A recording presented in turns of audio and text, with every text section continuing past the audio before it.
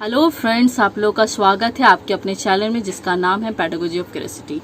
आज हम लोग अपने 60 जो लर्निंग डिज़ाइन का टारगेट है हमारा हिस्ट्री के ऊपर, उसका 10वां नंबर सफ़र लेके स्टार्ट कर रहे हैं फ्रेंड।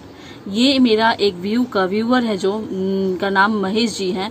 उन्होंने रिक्वेस्ट किया था कि उनको अशोका द एम्पायर के लिए ये एलडी चाहिए फ्रेंड, ठीक है। उन्हीं के रिक्वेस्ट को मैं लेकर आगे बढ़ रही हूँ दोस्तों। स्टार्ट करने से पहले मैं एक छोटी सी बात कहना चाहूँगी कि यदि वीडियो आपको यूज़फुल लगे तो लाइक सब्सक्राइब व्यू ज़रूर कीजिएगा और साथ ही साथ उन दोस्तों तक शेयर कीजिए जिनको ये लर्निंग डिज़ाइन ज़रूरत हो दोस्तों। और वीडियो को इन तक देखिएगा ताकि आपको लर्निंग डिज़ाइन अच्छे से समझ में आ जाए दोस्त। चलिए अब स्टार्ट करते हैं। जैसे मैं हमेशा कहती हूँ आपको कि स्टार्ट करने से पहले आप चारों तरफ क्या कीजिए, मार्जिन लाइन टान लीजिए। ओके, हर पेज में आप जितना पेज यूज़ कर रहे हैं आप लर्निंग डिज़ाइन बनाने के लिए। उसके बाद हेडिंग दीजिए। देखिए, लर्निंग डिज़ाइन हिस्ट्री का आज हमारा 10 नंबर चल रहा है। आज मेरा 10वां नंबर है जो हम लर्निंग डिज़ाइन के जो सफ़र के जो स्टार्ट कर रहे हैं। 60 वाला सफ़र है जो हमारा, उसका हम 10वां नंबर लर्निंग डिज़ाइन करने जा रहे हैं दोस्तों। उसका आप हेडिंग दे दीजिए। आपका जितना नंबर चल रहा होगा आप अपना हेडिंग यहाँ मेंशन कर सकते हो। देखिए उसके बाद इसके अंदर छोटा सा बॉक्स बनाइए फ्रेंड, ठीक है। बॉक्स को एक लाइन से 2 पार्ट्स में आप डिवाइड कर दीजिए जैसे फॉर्मेट में होता है फ्रेंड। उसके बाद क्या कीजिए, यहाँ पर नेम ऑफ द स्कूल लिखिए, पहला जो पार्ट है लेफ्ट वाला। उसके बाद यहाँ पर class, duration, name of the teacher. देखिए क्लास आज मेरा 6 है तो यहाँ पर मैंने 35 मिनट मेंशन किया है फ्रेंड। यदि आप 5 to 10 पढ़ाते हो तो याद रखिएगा 5 to 10 का क्लास 35 मिनट तक चलता है। और हायर सेकेंडरी जो है 11-12 उनका क्लास 45 मिनट तक चलता है दोस्तों। ओके, राइट में आइए। देखिए सब्जेक्ट आज मेरा हिस्ट्री चल रहा है फ्रेंड। यदि आपको कोई और सब्जेक्ट से रिलेटेड चाहिए एलडी यही फॉर्मेट के द्वारा तो आप मेरे प्लेलिस्ट में चले जाइए। वहाँ पर आपको बहुत सारे सब्जेक्ट से रिलेट करके आपको एलडी अवेलेबल है फ्रेंड, ठीक है। आप वहाँ से देखिए, आपको यूज़फुल होगा। आप अपने हिसाब से अपने सब्जेक्ट में एलडी बना सकते हो। देखिए टीचिंग यूनिट, देखिए आज मेरा है अशोका द एम्पायर। ओके, जो हमारे व्यूअर जी हैं महेश जी, उनके रिक्वेस्ट पे आज ये मैंने बनाया है। उन्होंने बहुत रिक्वेस्ट किया था मुझसे, बहुत सारा टॉपिक उनके लिए मैंने बनाया है फ्रेंड। और टीचिंग TLM भी बनाया है। थैंक यू महेश जी हमें सपोर्ट करने के लिए। आप यूँ ही हमें सपोर्ट करते रहिए और साथ ही चैनल के साथ जुड़े रहिए। आपको जो तकलीफ हो, और बहुत सारे व्यूअर जो हमारे चैनल के साथ जुड़े हुए हैं उनको बहुत बहुत धन्यवाद दोस्तों। देखिए सब यूनिट क्या है, Ashoka the empire. Today lesson क्या है, अशोका द एम्पायर। ओके, अब चलिए हम लोग अपना पहला कंटेंट से स्टार्ट करते हैं जो है हमारा लर्निंग गोल्स। लिखने का फॉर्मेट हमेशा फ्रेंड सेम रहेगा, बस आपको कंटेंट को चेंज करते हुए आगे बढ़ना है। After completing the unit the student will be able to.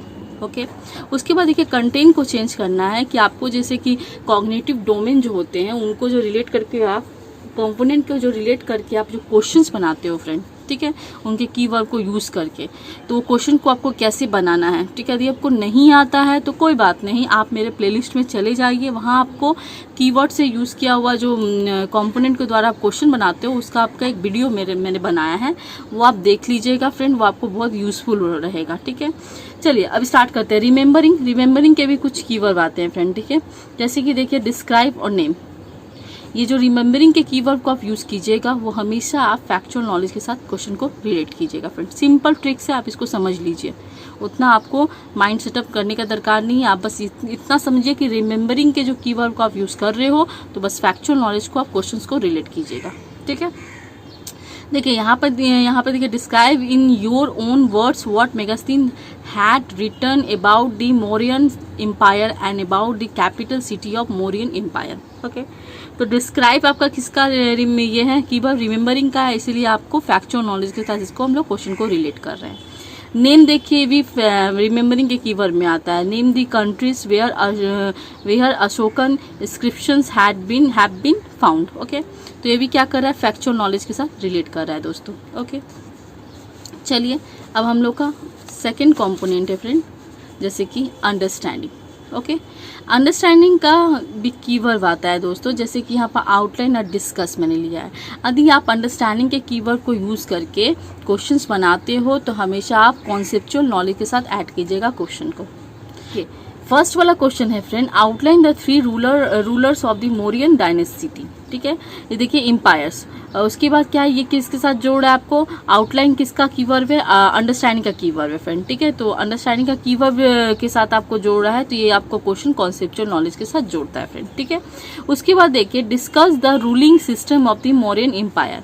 ये भी क्या करा, कॉन्सेप्चुअल नॉलेज को जोड़ा है, क्योंकि यहाँ डिस्कस किसका कीवर्ड है, अंडरस्टैंडिंग का कीवर्ड है फ्रेंड। अब चलिए हम लोग अप्लाइंग की ओर चलते हैं। जैसे अप्लाइंग के भी कुछ कीवर्ड आते हैं। यदि आप अप्लाइंग के कीवर्ड को यूज करके क्वेश्चन बनाते हो तो हमेशा आप प्रोसीड्यूरल नॉलेज को ऐड कीजिएगा क्वेश्चन में। ठीक है, देखिए इलास्ट्रेट है और एक क्लासीफाई है। इलास्ट्रेट अशोका स्वारिंग कालिंगा। ठीक है, जो उड़ीसा में उन्होंने अभी जो हाल में उड़ीसा उनका नाम हुआ है, उदय जगह का, आगे कालिंगा नाम था। ओके, उसके ये क्वेश्चंस देखिए, इसका आप कीवर्ड यूज कर रहे हैं अप्लाइंग का, तो ये क्या जा रहा है, प्रोसीड्यूरल नॉलेज को ऐड हो रहा है। फिर देखिए classify an important event date with the following date more than 23 years ago. Okay, ये भी क्या कर रहा है, आपका पीके के साथ जा रहा है, क्योंकि क्लासीफाई किसका कीवर्ड है, अप्लाइंग का कीवर्ड है। ओके, चलिए अब हम लोग अपने नेक्स्ट पेज में आते हैं, जो है हमारा एनालाइजिंग। एनालाइजिंग का मतलब होता है फ्रेंड सॉरी दोस्तों, ब्रेक डाउन करके समझाना, पार्ट टू पार्ट करके समझाना। ओके, देखिए इसके भी कुछ कीवर्ड आते हैं, जैसे कि हमने यहाँ पर लिया है कंपेयर और आइडेंटिफाई। यदि आप कंपेयर और आइडेंटिफाई के कीवर्ड को यूज करके एनालाइजिंग कंपोनेंट में क्वेश्चंस को बनाते हो तो वो भी आपका प्रोसीड्यूरल नॉलेज को रिलेट करता है क्वेश्चंस। ठीक है फ्रेंड, जैसे कि अप्लाइंग में भी सेम प्रोसेस ही है, एनालाइजिंग में भी सेम ही है, इवैल्यूएटिंग में भी सेम ही प्रोसेस है फ्रेंड। तीनों जो कॉम्पोनेंट है उसमें हमेशा आप क्वेश्चंस को प्रोसीड्यूरल नॉलेज के साथ रिलेट कीजिएगा। ओके, देखिए compare the Mauryan empire and other kingdoms. ठीक है, ये क्या कर रहा है, प्रोसीड्यूरल नॉलेज के साथ ऐड कर रहा है, क्योंकि कंपेयर एनालाइजिंग का कीवर्ड में आता है। Identify any 3 big cities of the Mauryan empire, ये भी आइडेंटिफाई किसके कीवर्ड में आता है, एनालाइजिंग के कीवर्ड में आता है, इसलिए क्वेश्चन आपका प्रोसीड्यूरल नॉलेज को रिलेट कर रहा है। उसके बाद देखिए दोस्तों इवैल्यूएटिंग के भी कुछ कीवर्ड आते हैं, जैसे यहाँ पे मैंने सेलेक्ट लिया है, जस्टिफाई लिया है। ठीक है, आप सेलेक्ट जस्टिफाई आप कीवर्ड यूज करके क्वेश्चंस बनाते हो, तो ये भी आपका प्रोसीड्यूरल नॉलेज को रिलेट करता है, क्योंकि ये इवैल्यूएटिंग के कीवर्ड के साथ कनेक्ट होता है। ओके, जैसे देखिए select 3 main features of life of the people of the Mauryan empire. फिर is Guptas and Mauryan dynasty same, justify the statement. Okay, इस टाइप का भी क्वेश्चन आपको क्या कर रहा है, पीके के साथ जा रहा है फ्रेंड, क्योंकि जस्टिफाई सेलेक्ट कीवर्ड इवैल्यूएटिंग का है, इसीलिए इसका भी क्वेश्चन आपको प्रोसीड्यूरल नॉलेज के साथ ऐड करना है। उसके बाद लास्ट वन जो होता है क्रिएटिंग, ये थोड़ा अनोखा है फ्रेंड, इसमें आप इन्वेंटिंग टाइप का क्वेश्चन दीजिएगा कि बच्चा खुद ही कुछ बनाए। ओके, देखिए क्रिएटिंग का मतलब भी होता है इन्वेंट। ठीक है, अब इसके देखिए कुछ कीवर्ड आते हैं, आप उन जो क्रिएटिंग के कीवर्ड को यूज करके क्वेश्चन बनाओगे वो हमेशा आप मेटा कॉग्निटिव नॉलेज के साथ रिलेट कीजिएगा friend. Okay, construct short essay about the administration of the Maurya and empire. Okay, उनके एम्पायर के बारे में एक शॉर्ट एसे राइटिंग आप बच्चों को बोलोगे लिखने के लिए, क्योंकि बच्चा वो खुद लिखेगा। ओके, तो मेटा कॉग्निटिव को रिलेट करता है इस टाइप का क्वेश्चन। चलिए अब हम लोग आते हैं अपने सेकेंड कॉम्पोनेंट में, जो है आपका analyse learners and content. Okay, लिखने का फॉर्मेट हमेशा फ्रेंड्स सेम रहेगा, बस आपको कंटेंट को चेंज करना है।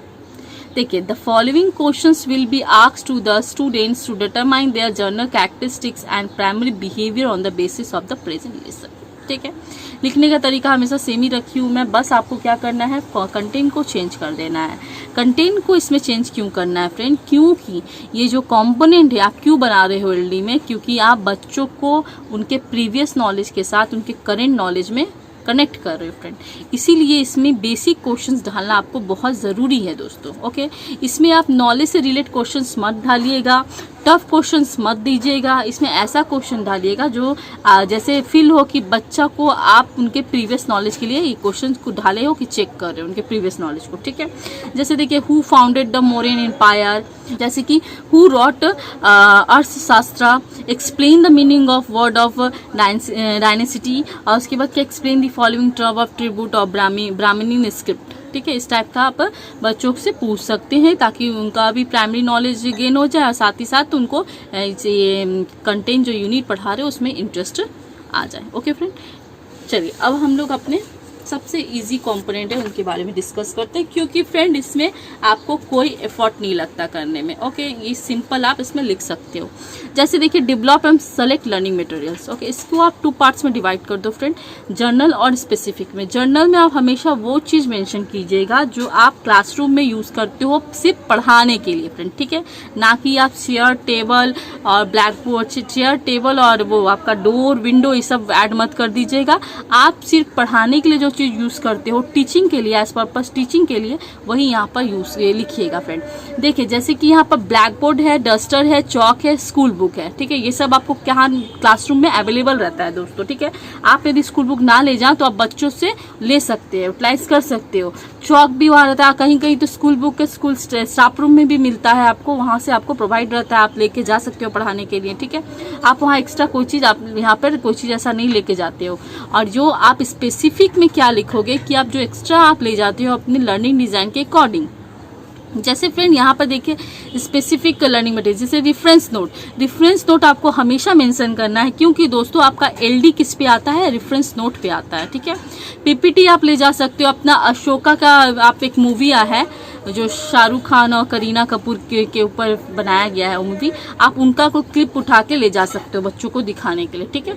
जैसे कि पीपीटी ले जाओ बना के। जैसे कि चार्ट ले जा सकते हो, चार्ट में आप बहुत सारा से जो इंटरनेट सोर्सेज के द्वारा आप कालिंग युद्ध के पिक्चर्स को डाउनलोड कर लीजिए, करके वहाँ चिपका दीजिए, और साथ ही साथ कुछ चीज़ लिख दीजिए उसमें, कालिंग युद्ध के बारे में कुछ डिस्कशन लिख दीजिए, और बहुत सारा अपने कुछ इनोवेंट टाइप का कुछ पिक्चर्स निकालिए, ताकि बहुत सारा इंटरनेट जैसे दिखाइए कि कैसे कैसे युद्ध में अशोक का हर पोस्टर के बारे में वहाँ दिया हुआ है। इंटरनेट सोर्सेज में तो आपको अवेलेबल रहता है फ्रेंड, वहाँ से आप निकाल के आप वहाँ वो वॉल पोस्टर बना सकते हो। हिस्ट्री में तो वॉल पोस्टर बहुत फेमस है फ्रेंड। वॉल पोस्टर कैसा बनेगा, आप 2 चार्ट पेपर को ऐड करके बनाइएगा, ठीक है फ्रेंड, और उसमें बड़े बड़े पोस्टर्स को ऐड कीजिएगा और थोड़े बड़े हैंड राइटिंग से उसमें लिखिएगा, ठीक है।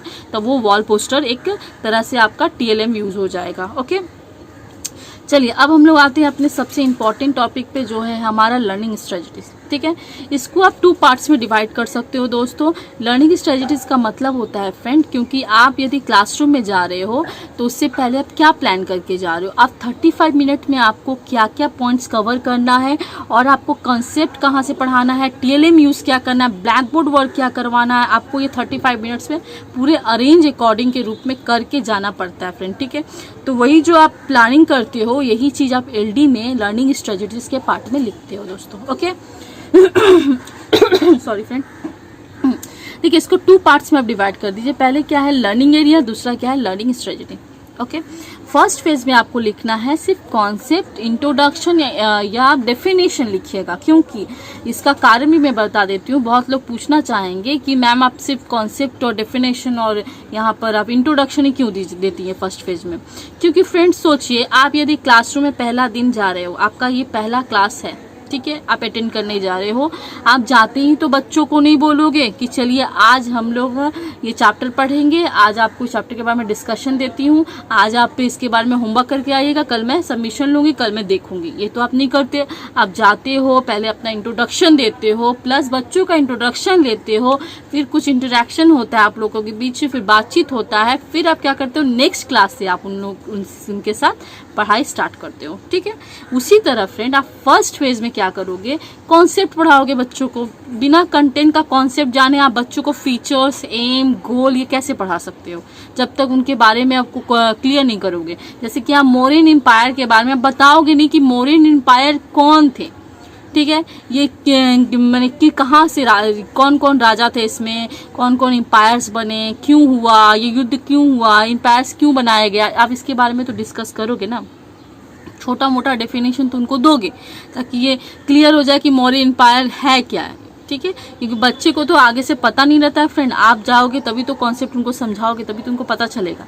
आप जाते ही तो वहाँ मैंने स्टार्ट ही क्लास में तो आप उनको एम नहीं पढ़ा दोगे, फीचर्स नहीं पढ़ा दोगे। आप पहले क्लास में जाके उनसे इंट्रोडक्शन के बारे में डिस्कस करोगे, उनके कॉन्सेप्ट के बारे में उनसे डिस्कस करोगे फ्रेंड, ठीक है। इसीलिए हम लोग फर्स्ट फेज में आपको सिर्फ कॉन्सेप्ट और इंट्रोडक्शन और डेफिनेशन रखने को बोलते हैं फ्रेंड, ठीक है। इसका यही कारण है। ओके, चलिए उसके बाद देखिएगा सेकंड फेज में आपको क्या करना है। सेकंड फेज में आपको टीएलएम दिखाना है अपना। ओके, टीएलएम में आप कुछ भी दिखा सकते हो, चार्ट दिखा दो या मॉडल का पिक्चर, मॉडल जो भी बनाया हो उसका पिक्चर भी यहाँ पुट कर सकते हो। ठीक है, जैसे मॉडल बनानी है आपने अपना स्पेशल जो टीएलएम होता है 61 वाला, उसके लिए तो आपको मॉडल तैयार करना पड़ता है फ्रेंड, क्योंकि 5 टीएलएम यूज़ करना पड़ता है, जिसमें से आप 2 चार्ट ले जा सकते हो, 2 आप मॉडल ले जा सकते हो, एक आप पीपीटी प्रेजेंटेशन भी दे सकते हो कैसेट के थ्रू फ्रेंड। ठीक है, कैसेट में पीपीटी प्रेजेंटेशन अपना लोड कर लीजिए, कैसेट आपको दिखा, आप वहाँ पर मेंशन कर सकते हो कि कैसेट मेरा पीपीटी प्रेजेंटेशन है। ओके, वो भी आपका एक यूजफुल हो जाएगा, वो भी एक तरह से आपका टीएलएम हो जाएगा फ्रेंड।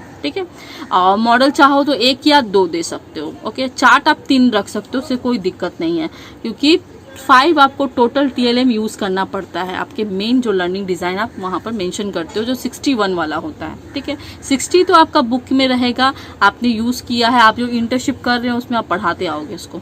ठीक है, चलिए अब सेकेंड फेज में आपको क्या करना है दोस्तों, discuss the 3 ruler of Mauryan, then ये empire and discuss the Kalinga war. ठीक है, इसमें से देखिए 3 को जो मेन मौर्यन के एम्पायर्स थे, जो 3 थे, जो पहले थे चंद्रगुप्त, दूसरे थे आपका बिंदुसार और तीसरे जो थे अशोका। ठीक है, उस तीनों ही मेन थे। उसके बाद तो फिर ये मौर्यन का तो युद्ध से कोई इंटरेस्ट नहीं रहा, उन्होंने क्या बुद्धिज्म अशोका ने धारण कर लिया, तो उसके बाद उनके जितने सारे राजा आए, उनके जितने सारे पूर्वज आए, वो सब क्या कर रहे थे, वो सब आपका बुद्धिज्म के राह पे चलने लगे फ्रेंड। ठीक है, तो ये सब युद्ध बंद हो गया, तो इसलिए यहाँ पे आपको 3 ही जो मेन रूलर है मौर्य समाज के, उनके बारे में आपको डिस्कस करना है बच्चों के साथ। जैसे चार्ट मैंने बनाया, देखिए देखने में आपको लग रहा है ये बहुत छोटा चार्ट है, पर मैं इसको खोलूंगी तब आपको पता चलेगा, क्योंकि फ्रेंड हिस्ट्री है, हिस्ट्री में तो आप छोटे कॉन्सेप्ट के थ्रू नहीं बनाओगे। देखिए जब मैं यहाँ मिनीचर चार्ट इतना बड़ा बना रही हूँ, तो फ्रेंड आप लोग हिस्ट्री वाले लोग स्पेशल वॉल चार्ट बनाया कीजिए। ठीक है, वॉल पोस्टर, वॉल चार्ट, जो 2 चार्ट पेपर को यूज करके बनाया जाता है। ओके दोस्तों, वैसे बनाइए ताकि आप लोग का हिस्ट्री है थोड़ा सा डिस्कशन के भी एरिया काफ़ी बड़ा होता है। चलिए देखिए, ये पहला मेरा फोल्ड था, मैंने खोला कि इसको अच्छे से दिखा देती हूँ, एक एक फोल्ड करके दिखाती हूँ आपको। 3 रूलर ऑफ मौर्यन एम्पायर, पहला थे चंद्रगुप्त मौर्य। ठीक है, उसके बाद देखिए एक और फोल्ड खुला जो है आपका बिंदुसार, जिनके उनके बारे में थोड़ा डिस्कस कर लीजिए कौन थे। ओके, उसके बाद देखिए 4th फोल्ड था मेरा, जो आपको दिखेगा अशोका। ओके, मेरे पास ये चंद्रगुप्त और बिंदुसार का पिक्चर्स नहीं था फ्रेंड, आपके पास हो तो प्लीज़ यहाँ पे पुट कर दीजिएगा और अच्छा लगेगा ये चार्ट। ठीक है, उसके बाद देखिए अशोका का पिक्चर था, इसलिए मैंने पुट कर दिया यहाँ पर। ठीक है, अशोका के बारे में आप थोड़ा सा उनके बारे में थोड़ा डिस्कस कीजिए। फिर आप आ जाइए सीधा कालिंगा युद्ध जो था उड़ीसा वाला, उसके बारे में आपको डिस्कशन करना है। ठीक है, discuss the Kalinga warm. Okay, थोड़ा सा यहाँ पर छोटा सा डिस्कशन लिख लीजिए और फिर एक पोस्टर ऐसे चिपका दीजिए, ताकि बच्चे जब देखें तो हाँ उनको वहाँ पे रियलाइज़ हो जाए कि हाँ वो ये कालिंगा युद्ध के साथ वो पिक्चर को अपने साथ माइंड में सेटअप कर रहे हैं, क्या ये युद्ध के बारे में सर पढ़ा रहे हैं, वॉर के बारे में पढ़ा रहे हैं या मैम पढ़ा रही हैं, तो ये पिक्चर देख के वो ऑर्गेनाइज कर ले, हाँ यहाँ पर क्या कितना कितना भारी क्या क्या दिक्कतें हुआ था। ओके, कम से कम 1 लाख तक लोग मर गए थे। ओके, चलिए इसमें देखिए इसको फोल्ड करने का तरीका। फर्स्ट फोल्ड हुआ, ये कितना बड़ा चार्ट है ये। सेकेंड फोल्ड ये, ओके फ्रेंड, इसके बाद देखिए 3rd फोल्ड ये, और लास्ट में ये फोल्ड। देखने में आपको कैसा लग रहा है कि इतना छोटा सा चार्ट है, पर हमने खोला तो कितना बड़ा, बहुत बड़ा चार्ट था। ठीक है फ्रेंड, इसी तरह आप इतने बड़े चार्ट को इस छोटे से वे में ऐसे चिपकाइएगा, पुट कीजिएगा। इतना बड़ा चार्ट, ये नहीं कि पूरा पेज में इसी चार्ट ही आपका दिखे, वो अच्छा भी नहीं लगता है दोस्तों। ठीक है, आप इसी तरह आप छोटे से मोड़ के उनको ऐसे करके आप चिपका सकते हो। ठीक है, देखिए हिस्ट्री में जब मिनिएचर चार्ट इतना बड़ा बन सकता है, तो आप मेन चार्ट जब बनाओगे तो आप 1 पेपर में चार्ट मत बनाइएगा, चार्ट पेपर आप 2 पेपर यूज़ कीजिएगा, और साथ ही साथ उसको हम लोग वॉल पोस्टर चार्ट बोलते हैं। ठीक है, चलिए इसके बाद फ्रेंड क्या आता है, चार्ट देखने के बाद बच्चे क्या करेंगे, the student will ask questions after discussion to rules and Kalinga war and get clear idea by the teacher. जो हम लोग फॉर्मेट में लिखते हैं, ठीक है, स्टूडेंट क्या करेंगे, क्वेश्चंस पूछेंगे, क्वेश्चन पूछने के बाद अपने जो उनके जो माइंड में जितनी सारी डाउट्स आए हैं उनको क्लियर करेंगे, किसके द्वारा, टीचर के द्वारा करेंगे फ्रेंड, ठीक है। अब थर्ड फेज में आपको क्या करना है, बोर्ड वर्क दे रहा है, ठीक है फ्रेंड। ये देखिए, ये मेरा पैटर्न है, ठीक है, पैटर्न फॉलो कीजिएगा क्योंकि आपको बोर्ड वर्क भी देना पड़ेगा आपको वहाँ पर एलडी में, और आपको टीएलएम भी लगाना पड़ेगा एलडी में, नहीं तो आपको मार्क्स नहीं मिलेगा फ्रेंड, ठीक है। एक्सटर्नल आती हैं, भले वो ऊपर से देखे पर वो पूरा पेजेस ऐसे खोल के देख लेती है, चेक कर लेती है, क्योंकि मैंने भी दिया है एग्जाम, ओके। मैंने भी वो नोटिस किया है कि एक्सटर्नल आती है वो पूरा 60 का 60 लर्निंग डिजाइन आपका बंडल के साथ वो जो आपका फाइल रहता है उनके साथ वो ऐसे मोड़ के पूरा टीएलएम को चेक कर लेती है कि बच्चे ने टीएलएम और बोर्ड वर्क लगाया है कि नहीं लगाया, ठीक है। इसीलिए आप लोग ये मत सोचिएगा कि नहीं लगाएंगे चल जाएगा, 1-2 में लगा देंगे, 10 लगा दे, 15 लगा दे, उसके बाद छोड़ देंगे, नहीं फ्रेंड। आपका काम है, रिस्पॉन्सिबिलिटी, आप टीएल अच्छे से तैयार कीजिए, एलडी अच्छे से तैयार कीजिए फ्रेंड, ठीक है। पहले हम टीचर बनने जा रहे हैं फ्रेंड, टीचर बन चुके हैं, जब हमने बीएड का ट्रेनिंग ले लिया तो टीचर बन चुके हैं, ऑन दी वे ही है, ठीक है। तो उससे पहले हमको रिस्पॉन्सिबिलिटी का महत्व समझना होगा, इंपॉर्टेंस समझना होगा, तब तो हम बच्चों को कुछ सिखाएंगे। पहले हम ही नहीं सीखे, हमने ही नहीं सीखा कि टीचर ही नहीं सीखा कि रिस्पॉन्सिबिलिटी कैसे निभाएं, अपने काम को कैसे ईमानदारी से करें, ठीक है। तो हम बच्चों को कैसे बोलेंगे कि आप भी वैसे ही रिस्पॉन्सिबिलिटी के रख के काम कीजिए, ईमानदारी से अपना पढ़ाई कीजिए, नहीं फ्रेंड, ऐसा नहीं हो सकता। आगे आपको सीखना होगा तब आप दूसरों को सिखाओगे, ठीक है। जैसे वही बात हुआ ना, पहले आप सुधरो फिर दूसरों को सुधारो, उसी तरह पहले आप सीखो रिस्पॉन्सिबिलिटी का फर्ज कैसे निभाना, उसके बाद आप बच्चों को पे अप्लाई करो, ठीक है। देखिए थर्ड फेज में आपको देखिए डिस्कस अबाउट दी अशोकास धर्मा, ठीक है। धर्मा जो था उनका, जो उन्होंने जब बुद्धिज्म ले लिया कालिंगा युद्ध के बाद, उन्होंने रियलाइज किया कितना नुकसान हुआ, कितना बच्चा मर गया, जितने बच्चों के पिताजी मर गए, बहुत कोई मरा था, ठीक है। उसमें वो कालिंगा युद्ध के टाइम में अशोका का जो क्या हुआ, माइंड पूरा तरह से चेंज हो गया। उन्होंने कहा ये सब युद्ध कुछ बात नहीं है, ये सब बेकार चीज़ है, और उन्होंने क्या किया, बुद्धिज्म धारण कर लिया, ठीक है। और जब बुद्धिज्म धारण करने के बाद उन्होंने बहुत सारे ऐसे धर्म के चीज़ें करवाया, ताकि धर्म के बारे में कहा कि आपको धर्म में वही चीज़ लिखा हुआ है कि आपको किसके साथ कैसा बिहेव करना है, ठीक है। चलिए, the teacher will discuss about Ashoka Dharma on the black board. Black board में क्या करेगा, टीचर डिस्कस करेगा बच्चों के साथ। देखिए ब्लैक बोर्ड का भी देखिए, मैं छोटा सा ब्लैक बोर्ड है, पर देखने में देखिए 1 फोल्ड हुआ, 2 फोल्ड हुआ, मैंने 3 फोल्ड में इसको बनाया है, ठीक है। देख सकते होगा यहाँ पे मैंने बुद्धि वो जो गौतम बुद्ध उनका फोटो लगाया है, ठीक है। फिर यहाँ अशोका धर्मा लिखा है, और उनका धर्मा का जो कॉन्सेप्ट था कि कैसे कैसे आपको कैसे यहाँ पर निभाना है, ठीक है, एज अ सिटीजन, उनके साथ कैसा बिहेव करना है, बड़ों के साथ कैसा बिहेव करना है, फेथफुल रहना है, चिल्ड्रन के साथ कैसा बिहेव करना है, प्यार रिस्पेक्टफुल देना है, ठीक है। इस टाइप का आप असीमा मतलब होता है फ्रेंड, जैसे कि यहाँ पर नॉन वायलेंस में नहीं, कि चिल्लाना नहीं है, झगड़ा नहीं करना है, प्यार से रहना है। इसके बारे में अशोका जी जो थे, अशोका एम्पायर के राजा, वो सबको संदेश देते फिरते थे, ठीक है। चलिए फ्रेंड, अब देखिए आपने इसे कर दिया, लगा दिया, देखिए फर्स्ट फोल्ड, ओके, सेकेंड, और ये थर्ड, इस तरह से आपने ब्लैक बोर्ड को पुट कर दिया यहाँ पर, ओके। उसके बाद देखिए क्या होगा, the teacher will explain the Ashoka Dharma with discussion method through active participation of the student. जैसे मैं फॉर्मेट में हमेशा लिखती हूँ, सेम टू सेम फॉर्मेट में आप वैसे ही लिखिएगा, बस कंटेंट को इसके अंदर चेंज कर दीजिएगा, पुट कर दीजिएगा।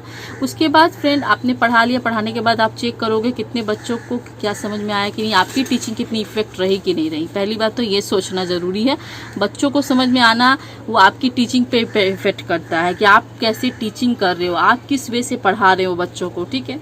तो आपको अपनी वे को ठीक करना है, ना कि बच्चों के समझ को।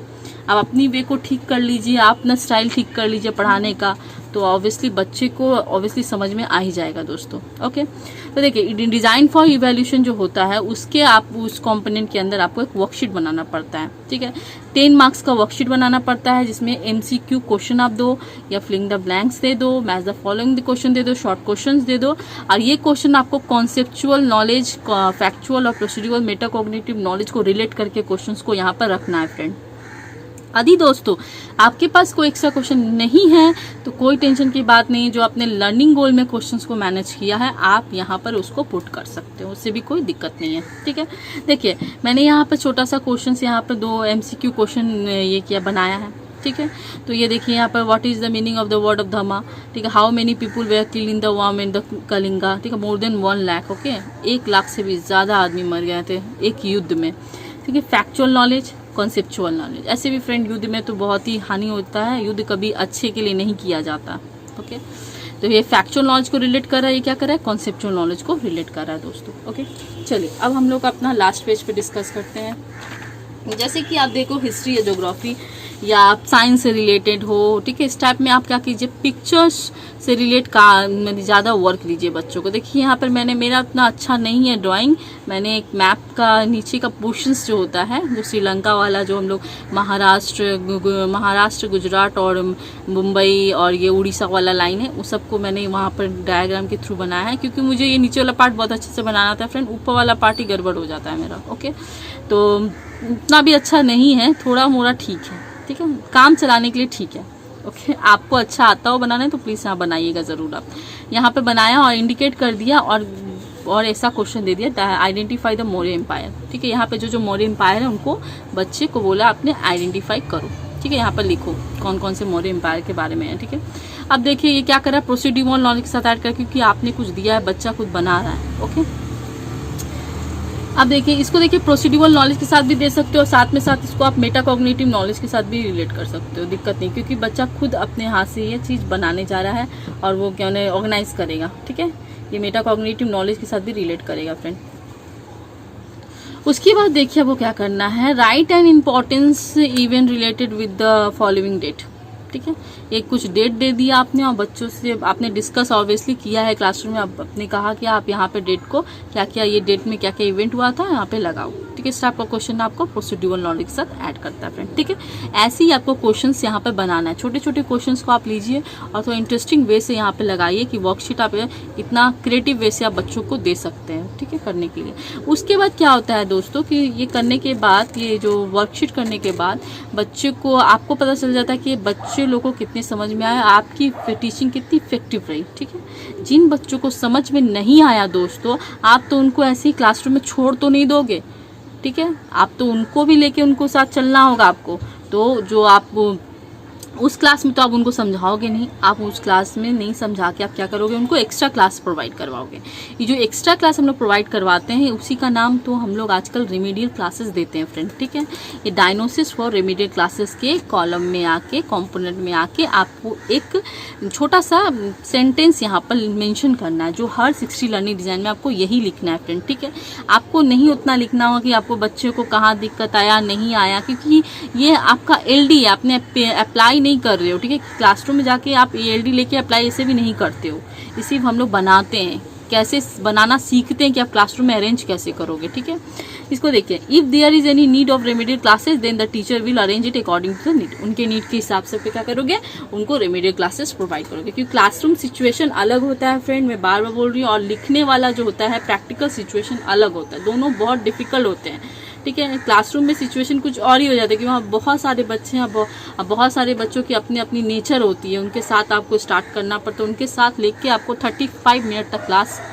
अकॉर्डिंग चलाना पड़ता है। ठीक है, तो वहाँ पर तो आप अलग ही वे से पढ़ाते हो, आप जो LD में लिखते हो वैसा वहाँ पर नहीं चलता है, अप्लाई नहीं होता दोस्तों, क्योंकि मैंने भी इसे अनुभव किया है। ओके, एक्सपीरियंस लिया है इसका, इसीलिए मैं बता रही हूँ। और आप में से भी बहुत सारे ऐसे दोस्त हैं कि जो साथ ही आप BEd के साथ साथ आप टीचिंग भी करते हो, तो उन्हें बहुत अच्छे से पता होगा इसके बारे में। ठीक है फ्रेंड, चलिए आज तो हिस्ट्री का मेरा 10 नंबर लर्निंग डिज़ाइन कंप्लीट हो गया फ्रेंड। हम लोग अब नेक्स्ट सफ़र अपना स्टार्ट करेंगे आपके साथ, और इसी तरह हमारे चैनल में जुड़े रहिए। और जो दोस्त हमें सब्सक्राइब और व्यू और लाइक करते हैं उनके लिए बहुत बहुत शुक्रिया, और जो नहीं करते प्लीज़ किया कीजिए, क्योंकि बहुत ही टाइम लगता है, बहुत ही कष्ट होता है इसको लर्निंग डिज़ाइन को, कंटेंट को रेडी करके लाने में। क्योंकि फ्रेंड मेरे पास ये कंटेंट रेडी नहीं रहता, एज अ डिमांड मैं कंटेंट को बनाती हूँ। जैसे कि अभी देखिए, ये महेश जी ने मुझसे कहा था कि अशोका द एम्पायर में उनको चाहिए, तो मैंने कल उनके रिक्वेस्ट को रखते हुए बनाया। ठीक है, आज जैसे मुझे आज एक कमेंट आया था एक और फ्रेंड का, जो उन्हें फाइटर पे चाहिए, इंडियन फाइटर पे चाहिए। ठीक है, तो नेक्स्ट क्लास में मैं सोचूंगी उनके लिए इंडियन फाइटर पे एक LD बना के ले आऊँ। ठीक है, चलिए friend, thank you so much friend.